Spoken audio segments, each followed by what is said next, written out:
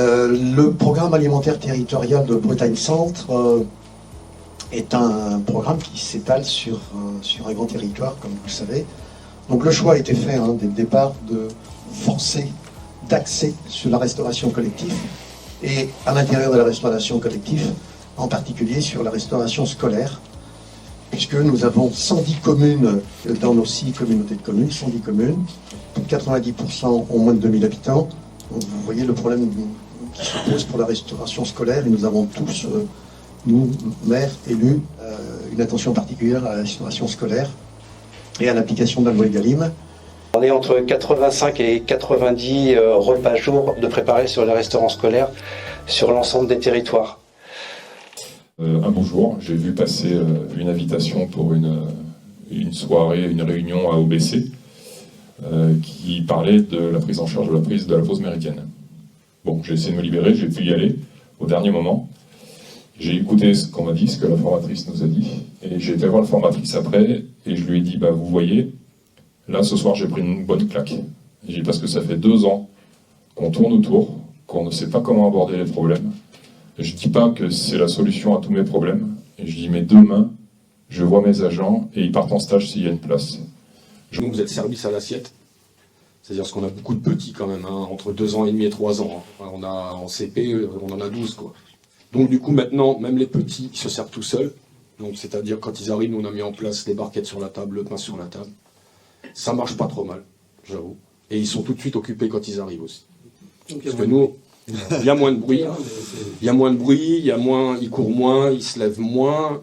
On leur explique après ce qu'il y a dans l'assiette aussi, la démarche. Et les enfants mangent beaucoup mieux. C'est-à-dire qu'on fait, il y a beaucoup moins de gaspillage qu'avant. Cette formation-là, moi j'en retire un très grand bénéfice pour les enfants et pour nous. Non, ça, Vous pouvez très bien préparer, vous pouvez très bien avoir des bons produits au local, valoriser ce qui se fait au local. Vous parlez de la restauration, mais il manque toujours quelque chose entre les deux, c'est l'agent de service, ou en tout cas, parce qu'on parle du cuisinier, on parle de l'enfant, mais on oublie qu'entre les deux, il y a un trait d'union et c'est l'agent de restauration. Que pour des maternelles, c'est entre 50 et 55 minutes à table. C'est avec eux, il faut tout leur apprendre. C'est-à-dire que vous, en fait, là où il ne faut pas louper, là où il faut investir du personnel et du temps, c'est chez les maternelles. Plus vous les éduquez, plus quand ils arrivent côté élémentaire, ils sont autonomes. Et c'est-à-dire que là, on va tomber sur des 35 minutes en moyenne pour des élémentaires.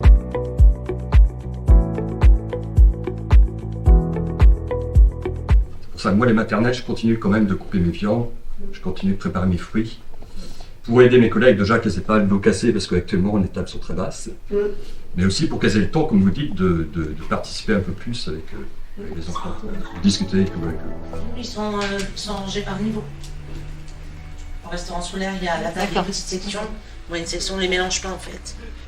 Ça prend un petit peu de temps au départ, mais en fait, après, ça se passe vraiment très bien. Et du coup, les agents n'ont pas le même rôle en fait. Au lieu d'être vraiment un service, ils ont plus un rôle justement sur l'éducatif. Ouais. Là, avec le PAT depuis le début, à chaque mercredi, donc on se voit toujours 3 mercredis d'affilée, ce qui fait qu'il n'y a que 4 repas, il y avait déjà des changements de mis en place dans les restaurants scolaires. Les agents, quand je les revoyais le mercredi d'après, ils m'ont dit « Ah mais Diane, j'ai fait ça, j'ai fait ça, j'ai fait ça ». Alors que quand j'accompagne des fois des collectivités sur une année, il n'y a rien qui met. Même pas le pichet d'eau fait par les enfants. Donc il y a vraiment là, en fait, il y a aussi cette histoire de motivation à vouloir venir à vouloir changer. En fait, c'est la motivation qui fait changer. Alors l'idée, c'est de réorganiser le service en termes de secteur. Donc au lieu d'être des fois des agents un peu volants et de se retrouver à 3 au même endroit, que chaque personne ait un secteur. Et ça permet d'avoir toujours une personne présente, une personne référente, que les enfants identifient facilement. En fait. Le point le plus positif, c'est qu'on avait oublié qu'il fallait que l'enfant soit autonome. J'ai remis les couteaux en maternelle, donc les petites sections et jusqu'à la grande section. Je leur ai mis des pichets d'eau aussi, donc c'est des petits pichets d'eau en inox de 60 centilitres. On remplit à moitié d'eau, comme ça quand ils versent, il n'y a pas un flux important d'eau qui arrive. Et les enfants, ils maîtrisent parfaitement bien ce geste-là. Aux petits, on a mis le plat aussi pour qu'ils se servent. en leur expliquant qu'il fallait qu'ils se servent, en faisant attention aux quantités, et ça marche très très très bien. J'ai mis un petit tableau aussi hein, où les enfants ils écrivent le menu du jour. Alors, ils écrivent le menu, ils font des petits dessins, et puis on essaie de faire participer encore davantage les enfants au service. Ils peuvent se lever chercher le pain, les pichets d'eau, ils peuvent aller les chercher, et aussi à la vaisselle. Il y en a toujours 2-3 qui viennent nous donner un coup de main à la vaisselle. Ils adorent faire aussi un petit document qui va expliquer aux parents le fonctionnement du restaurant scolaire. J'aurais même placé cette pause méridienne en amont de notre PAT. Oui. Oui, tout à fait. Parce que c'est celle qui dessine ce que vous faites dans vos cantines, dans la restauration, elle est essentielle. Et je veux dire, c'était même... alors, vous avez participé, vous avez cuisiné, mais alors nos élus auraient dû être là. À se poser les questions, on aurait peut-être motivé plus d'élus à venir à cette pause méridienne par cette formation. Et on aurait peut-être eu une approche beaucoup plus importante sur notre PAT. Pour moi, le plus important, c'est vraiment la rencontre avec les producteurs, mettre des visages sur des noms et connaître justement leurs attentes, même de leur côté, pour pouvoir en fait les contacter et commander ce dont on a besoin. Tu parles de 85 en moyenne repas par jour. Nous, les fromages qu'on livre, certains peuvent aller jusqu'à 8 semaines de DLC. Donc ça veut dire que si vous faites 85 repas sur une semaine, je me doute bien qu'on ne va pas mettre du fromage de Carbisien à tous les repas, mais sur une semaine pendant 8 semaines, on atteint largement nos francos en fait. Donc ça veut dire que c'est réalisable. Donc il manque quelque chose, je ne sais pas quoi. C'est pour ça que là, très clairement, voilà, l'idée c'est d'ouvrir notre ferme, de fixer une date où on le fait, parce qu'on travaille beaucoup aussi avec les magasins, mais on le fait, hein, on a invité tous les Super U, tous les Intermarchés, tous les Leclerc, et on voit que c'est toujours très porteur. Il y a un cas des installés de moins de 5 ans qui arrêtent, qui disparaissent. Voilà. Dans cela, il y a la moitié qui sont dans les circuits courts, essentiellement maraîchage. Donc, c'est quand même se dire, il y a de l'installation, il y a du potentiel pour de l'alimentation de proximité, et on va dire qu'il n'y a pas un soutien, et le manque de contrat qui peut être établi vis-à-vis de ces jeunes, et c'est là qu'il manque vraiment un investissement territorial. Le deuxième point, c'est que certaines collectivités, et ça c'est dans l'air du temps, et on s'inquiète sérieusement que certaines collectivités s'investissent à faire du maraîchage en y mettant une estogie. Ouais, tout à fait. Qui viennent en concurrence de ces jeunes qui n'arrivent pas à tenir dans le temps. En fait, je pense que tant qu'on n'aura pas changé de paradigme, de vision de ce que c'est l'alimentation et de l'importance de l'alimentation pour la santé, pour la vie des territoires, en fait, on ne résoudra pas le problème. Parce que le problème des producteurs, c'est que, je connais ce qui se passe dans les cuisines. On n'a pas beaucoup de place. Si on a besoin des pommes jeudi, on ne les fait pas mardi parce que ça va nous déranger. Mais nous, en tant que producteurs, on est en train de travailler, il faut aller à tel jour, à telle heure, à livrer une cantine, mais c'est vraiment une galère pas possible, voilà aussi. Donc mutualiser tout ça, c'est compliqué. Et des fois, avoir des prestataires qui c'est leur métier, qui font la logistique, qui font les transports, qui font les factures, qui font tout ça, c'est quand même beaucoup plus simple qu'à nous, aux producteurs, de répondre à des appels d'offres qui vraiment, moi, généralement, là, d'être devant l'ordinateur. Moi, j'ai mis ce que j'appelle les conventionnels, c'est-à-dire moi.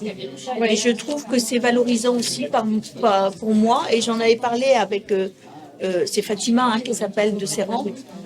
Moi, j'ai des chartes aussi dans ma production. Mes cochons, ils sont abattus à Locminé, ils sont pas loin. Et donc, ils peuvent aussi rentrer dans une restauration collective avec ils seront moins chers qu'un bio. Mais je pense que ce que je fais, c'est bien. Moi, j'aime bien aussi. Je suis fière de mon boulot, donc c'est d'élargir. L'alimentation, la restauration collective, c'est un sujet qui est récurrent. Les enfants, ils changent, les élus, ils changent, les agents, ils changent, l'agriculture, elle change. C'est un bon début. Et je pense que ce n'est pas des sujets qu'on peut dire, allez, on s'y met pendant 3 ans, et puis après, tout va rouler. On lance le truc.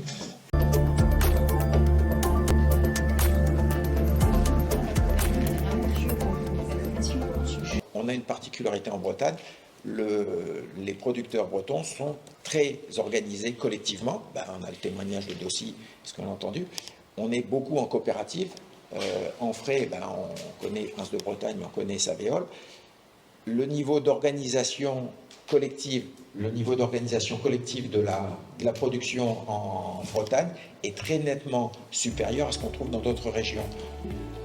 Quelque chose qu'on ne sait peut-être pas, c'est que produire du légume industrie, alors c'est pas du légume frais, tout du moins de par l'appellation, mais c'est quand même du légume frais parce que il est collecté et il est transformé soit en apertisé, c'est-à-dire en boîte de conserve ou en surgelé, en moins de 4 heures.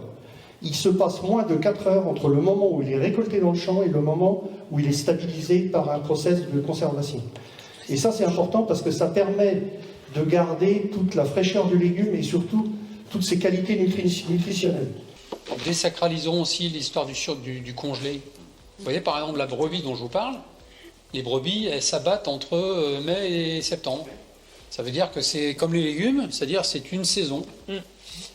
Donc ça veut dire que si on en veut toute l'année, si on en veut pendant la période septembre-juin, qui est la période scolaire, principalement pour la Restauco, et en fait c'est obligatoire d'avoir un engagement du client sur la quantité qui va être commandée, à un tarif, de façon à ce qu'on puisse mettre en... Il faut pratiquement préparer la saison d'avant, les abattages, la transformation, et mettre en stock et planifier. Et on est confronté, nous, régulièrement aussi, au fait de dire, on a des cuisiniers ou des acheteurs qui vont nous dire, moi, déjà, le bio, c'est pas du congelé. Déjà, c'est rédhibitoire. Pourquoi ? Vous savez, moi, j'ai travaillé dans des activités surgelées pendant très longtemps. Si vous surgelez correctement des bonnes choses, ça ressort très bon. C'est ce que je disais. Ça reste mon avis. Et si c'est bien cuisiné, vous n'y verrez pas de... Et c'est indétectable et c'est très bon. Et c'est indétectable quand vous faites une dégustation à l'aveugle. Je fais de la viande bio. Je passe... j'ai un fournisseur, effectivement. Je n'ai pas trouvé en direct, c'est ce qu'on disait, parce qu'effectivement, je suis un producteur, parce que c'est un peu compliqué. Je maîtrise, en fait, surtout mon grammage. Voilà. C'est-à-dire que sur un an, j'ai un recul d'un an où au début je respectais les recommandations entre guillemets chez MRCN, que j'ai revu bien entendu à la baisse. Et donc j'ai une totale maîtrise de mon coût, puisque au niveau du grammage, j'ai revu à la baisse. Et donc je n'ai aucun gaspillage. Moi je suis en liaison directe. Je fabrique le matin et c'est distribué. En liaison directe sur le restaurant scolaire. La différence avec mon collègue, c'est qu'en liaison chaude, on est obligé de fournir une quantité.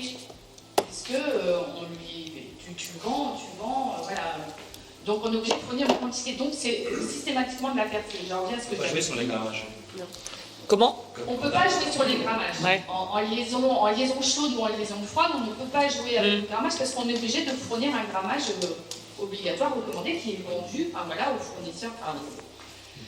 Et pourquoi vous équilibrez pas votre budget sur une semaine uniquement ? Parce que quotidien, c'est... Voilà. Moi, j'en reviens, il y a obligatoirement un repas bio qui peut passer, vu le budget que vous nous dites, il y a obligatoirement des repas bio qui peuvent passer comme madame. Parce que vous nous disiez en début que le bio est trop cher, quoi. La viande. Tous mes sautés sont faits en basse température, c'est pour ça que j'ai pas de déchets, ils sont faits la veille pour le lendemain. Et l'enfant, forcément, parce qu'il faut s'adapter au goût de l'enfant, la viande, il va la manger mes rôtis. Tous mes rôtis de bœuf sont faits en basse température, garde la couleur rouge, bien entendu. Et le sauté, il de ça. J'ai aussi la commune qui a bien suivi mes élus, c'est vrai. Bon, ils ont investi dans un four mix, par exemple, qui peut m'aider sur justement les cuissons évolutives, tout ce qu'on a appris. J'ai beaucoup appris aussi sur les menus végétariens, parce que j'ai eu beaucoup de mal avec ça, parce que je ne cuisine pas des menus végétariens. Et finalement, c'est vrai que les formations là ont apporté beaucoup, ils m'ont donné envie en fait. Et là maintenant, je cuisine les menus végétariens toutes les semaines, et c'est du fait maison, il n'y a rien qui est élaboré. Tout à l'heure, on essaiera de mettre les producteurs et les élus et les responsables de restaurants scolaires qui sont de la même commune ou les communes avoisinantes autour de la table, que vous puissiez échanger, vous présenter les produits que vous vendez, que les restaurants scolaires et les élus fassent part de leurs besoins et voir comment on peut avancer.